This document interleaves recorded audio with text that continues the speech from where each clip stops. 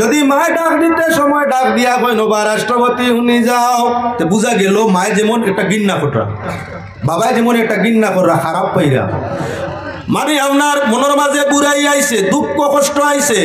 রাষ্ট্রপতি কিংবা প্রধানমন্ত্রী দেশের ঊর্ধ্বস্তরের মানুষ নানি, এবার যদি সম্মানের দিক দিয়া উর্ধে এমত অবস্থায় মায়ে যদি নাম ধরিয়া কইন ফলো না তুই কই, তুই তুকার বাসা, জি আপনার বাসা নাই, তুই তুকারের বাসা। দুনিয়ার অন্য তুই তুকার বাসা করলে রাগ উঠে, গুসা বাড়ে, মারবার লাগি, আপনার নির্যাতন করবার লাগি, অ্যাকশন নেওয়ার লাগি মনে চায়।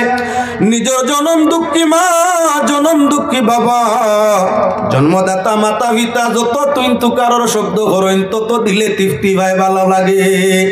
আপনার পদবি দিয়া ডাকিলে বুড়া লাগে, নাম ধরি ডাকিলে আপনার কি বলে মনটা বড় ফ্রেশ এবং ভালো ভালো ইয়া থাকে।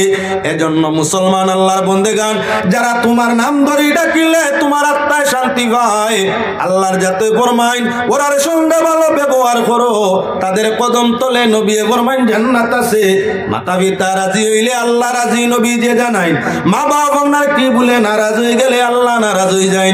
এবার মাইরি আর বাবারে রাজি করতে হইলে আল্লাহ কোরআনে করিম ঘোষণা দিতা, কেউর মা বাপ জমিন তাকি গেছইন নারাজ হবো তোমার উপরে নারাজ তাকিয়া, কেউর মা বাপ এখনো নারাজ আসইন।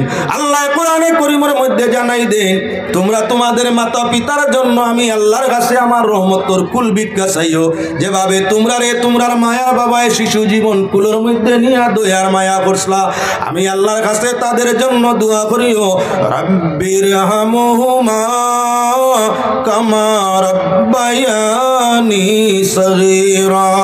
হে আল্লাহ, আমাদের লালন পালনকারী মাতা পিতা, ওরা আমাদের শিশু জীবনে যেমন কুলে খাবে লইয়া মায়া দয়া করছইন, আমরার মার বাবারে তোমার রহমতর কুল ভিক্ষা চাইয়ার, যদি সগীরা কবিরা গুনাহ করিয়া তোমারে নারাজ করিয়া তাকইন, দয়ার কুল খানো জায়গা দিয়া জান্নাতুল ফিরদাউস তাদের ইনায়াত ফরমাও।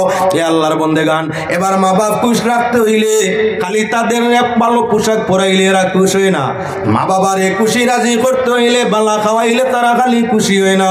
মা এবং বাবার সঙ্গে দাদা এবং দাদি, নানা এবং নানি, মা বাবার আসল মা, দাদা আর দাদি, মা বাবা মায়ের আসল নানা আর নানি, বাবার আসল দাদা আর